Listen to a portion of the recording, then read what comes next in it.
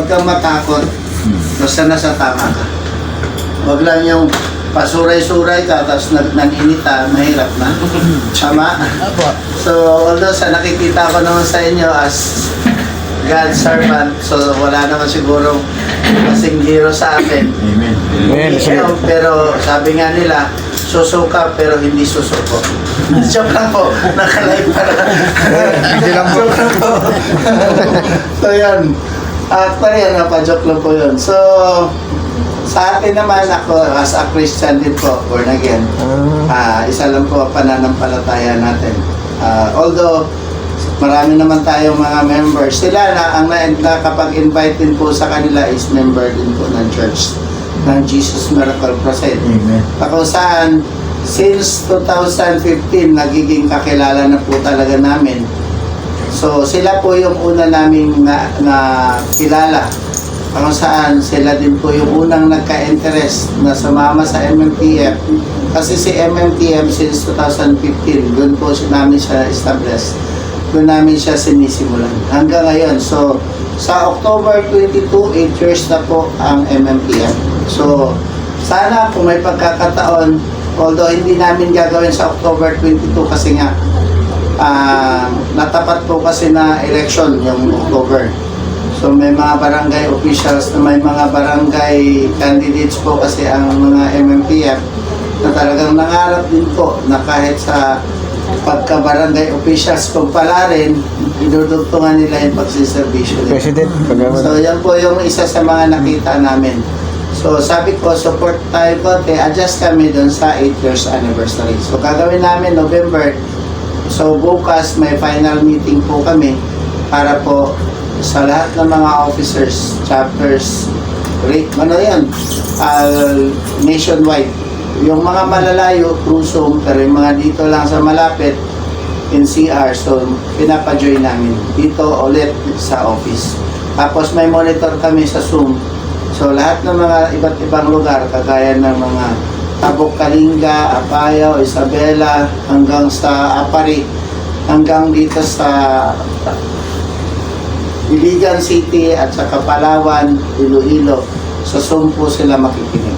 Para po, may mga tanong sila through Zoom ang kanilang katanungan. So,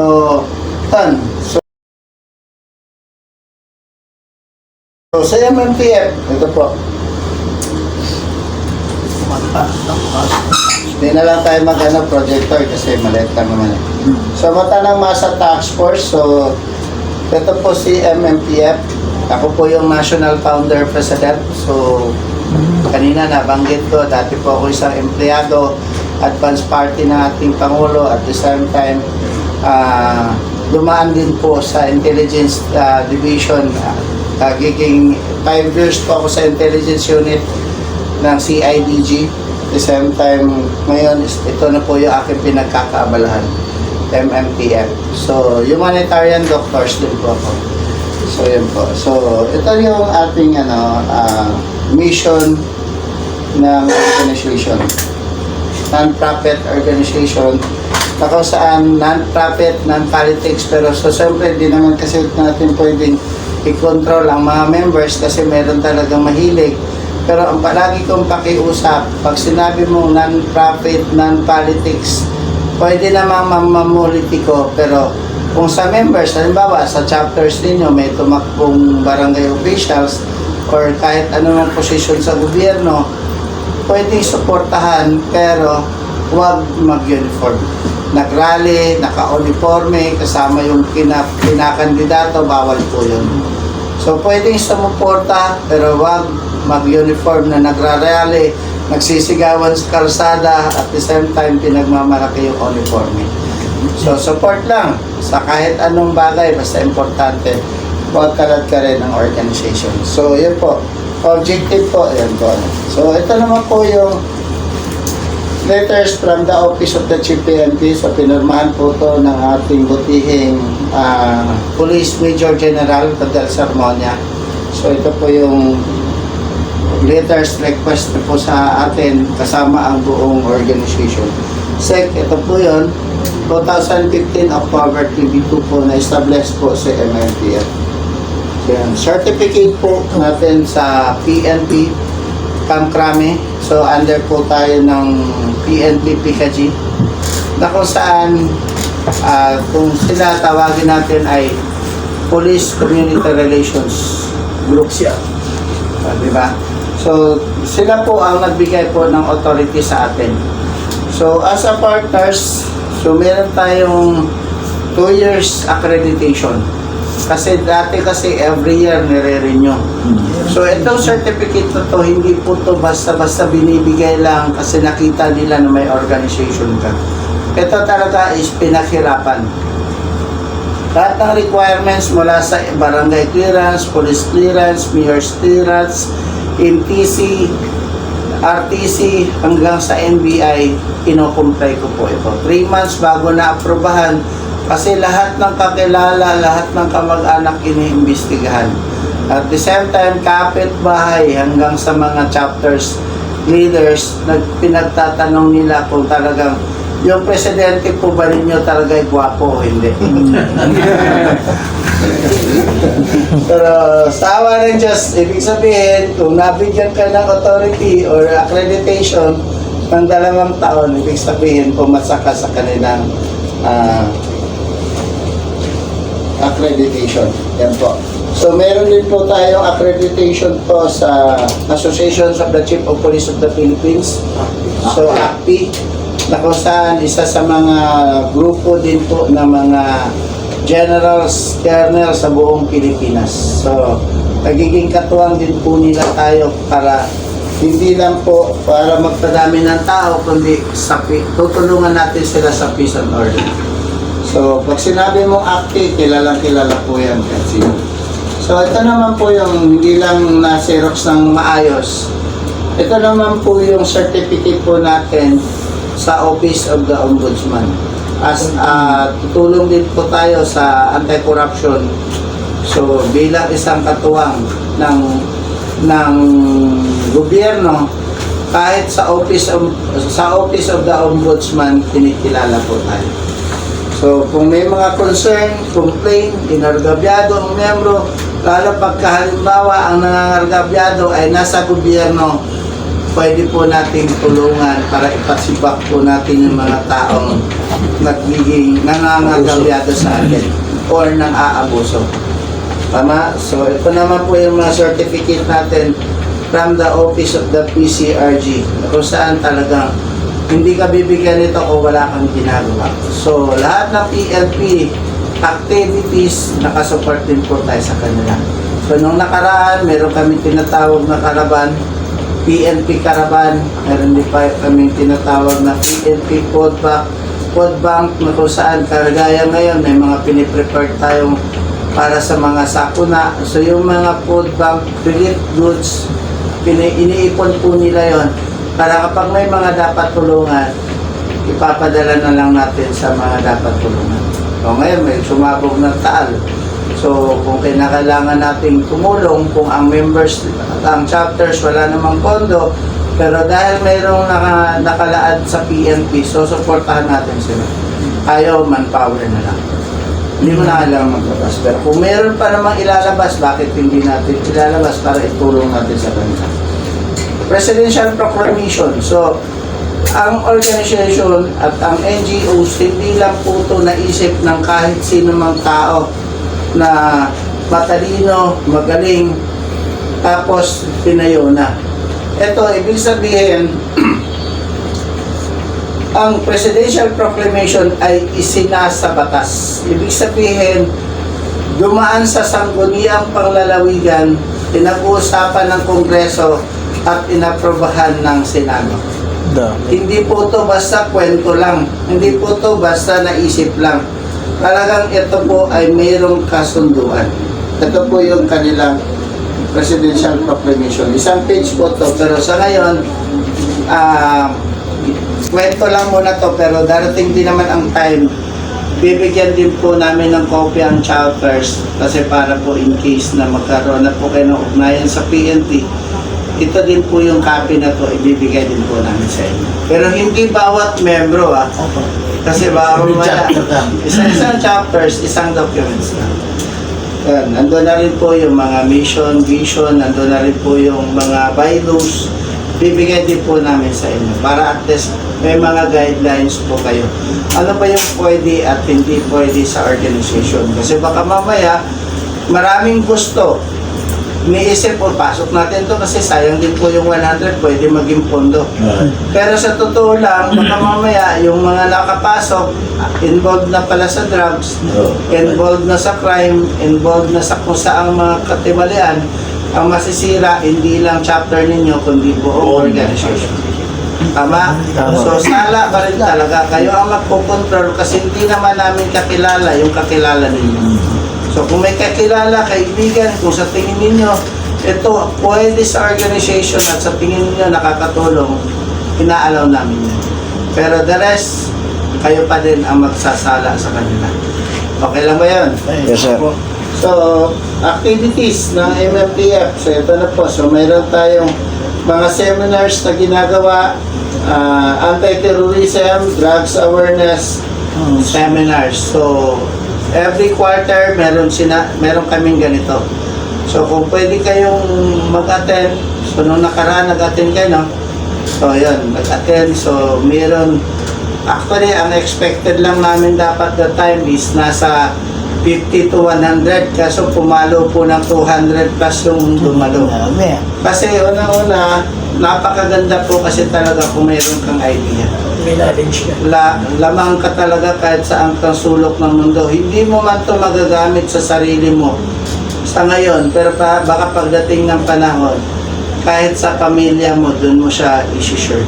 Yung natutunan mo sa MMPF, for security reason at the same time, para maiwasan yung kapahamakan sa labas, at least alam mo ano yung pwede at sino yung mga taong pwede mong kaibiganin hanggang sa mga anak mo, ililimit mo sila. Kasi baka mamaya, hindi mo lang napansin, anak mo involved na sa drugs. Hindi mo lang alam, anak mo biktima na sa mga addict. Or either, sa ngayon, sobrang talamak na ang drug lord, ang drug user. Tama? So, kapag ka iniisip mo, okay lang, hayaan natin sila, wala tayong pakialam sa kanila, pero hindi talaga pwede. Alam natin na tayo, okay tayo. Pero, baka yung mga taong nasa paligid mo, biktima na. At pagdating ng araw, magiging biktima ka rin. Hindi ka man magiging addict, pero biktima ka sa mga addict. Bakit? Pagka may addict sa paligid, ang problema, talamak ang nakawan. Tama, mali? Tama. Talamak ang hold-upper. Talamak ang Away. basta maraming kapahamakan. At the same time, yung mga rape, wala namang nang re-rape kung hindi involved sa drugs. So, wag nating hayaan. So, iko-control natin, tutulungan natin ng gobyerno sa pamamagitan ng pagboluntarismo.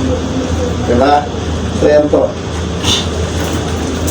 So, MMTF, yan, activities, Safe Space App, yun po. Ito naman is mga seminars po dun sa mga kababaihan na kung saan tinuturo natin ano ba yung mga karapatan ng mga kababaihan. Kung minsan kasi, kala natin yung mga kantsaw lang na pito-pito, sexy, di ba? Mga ganun, kala mo, biro lang yun.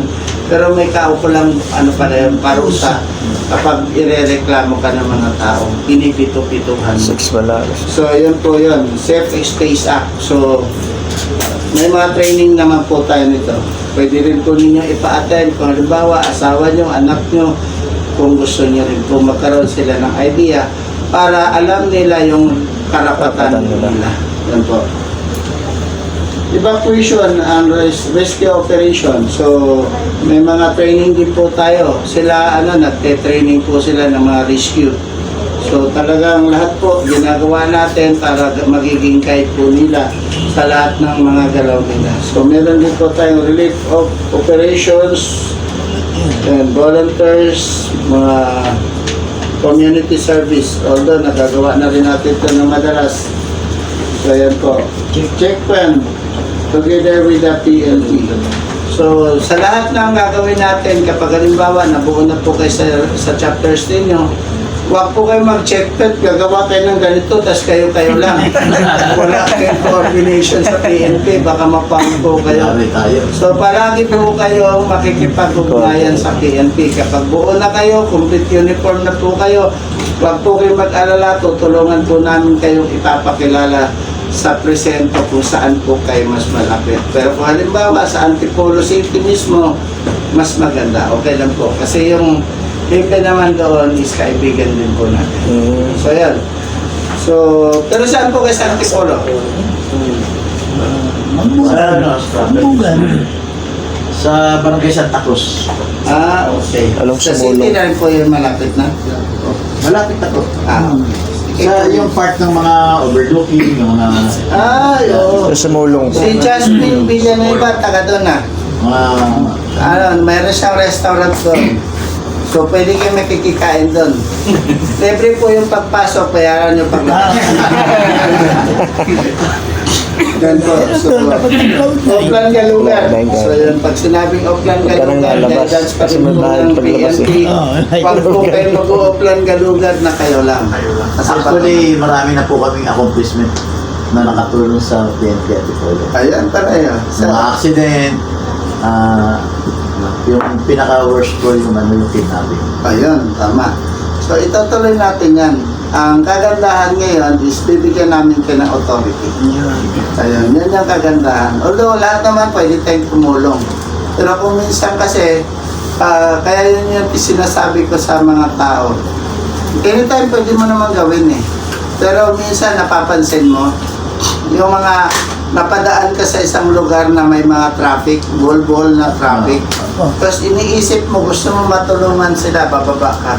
Pero wala kang authority, wala kang nakasibilyan ka lang, baka wala kang ID, parang ganon. O minsan, iniisip mo lang naman, gusto mo masolve yung traffic, i-assist mo sila. Pero hindi mo alam, yung utak ng tao, minumura ka na. Bakit?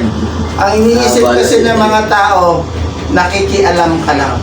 Kaya nagkakaroon ng ganong cost ng traffic. Kaya kung minsan, pag nakita nila, pag authority ang tumayo sa harapan nila, pag napadaan sila, nire-respeto, sinasaluduhan ka pa. Bakit? Hindi naman ikaw ang ang ginagalang, kundi yung ID at saka yung uniform. Subukan mo. Nasubukan ko na kasi. May mga tao dyan, nagta-traffic. Tapos mamaya-maya, mga tao naririnig, hindi naman sana magkaka-traffic, hindi dahil sa'yo eh. Diba? Diba ganun? Munti ka! Ikaw na nga yung nag-isip na magboluntaryo. Ikaw pa yung nagiging masama sa mata ng tao. Pero kung uniformado ka, nire-respeto ka, sasaluduhan ka. Salamat boss, tuloy na. Wala silang ibang masabi kundi kursa naman. Ganun po yun. Kasi bakit? Authority ka eh. Nakita nila naka-uniform ka. Oo. Kasi yun po yung ginagalang kahit sa PNP. Pure police, sobaran mo ng uniforme. Ewan ko lang pag di minura-mura yan ng tao. Pero pag pinagsuot mo ng uniforme yan, lahat ng tao na respeto. Yan po talaga kahit sa atin. Ganun din po yun. So yun. MMP program and benefits. So meron tayong tinatawag na damayan. Meron tayong insurance. Meron din po tayong tinatawag na alalayang MMPF. So itong damayan kasi ito yung program namin. First program namin 2016 na kung saan naisip ko na sa bawat chapters kapag once na mayroong mga emergency na matayan ang members mula sa nanay, sa tatay, sa asawa, sa anak, meron kaming sharing. Bawat chapters, 200 pesos. Kaso nga lang, although nagiging okay naman, kasi hindi ganun kalaki ang natatanggap ng tao. Kaya sabi ko parang bitin. Kaya gusto ko mag-develop ako ng isa pang benepisyo. So yan, nag-create kami ng insurance. Kaso sa loob ng isang taon, doon sa observation namin, nag-expired na lang ang insurance kasi yearly lang siya eh. Nag-expired na lang ang insurance, wala pa namang nakapag-claim. Parang nasayang. Diba? Kaya nung naisip ko, sabi ko, create tayo ng system. Kaya ito, gumawa kami ng alalayang MMPF.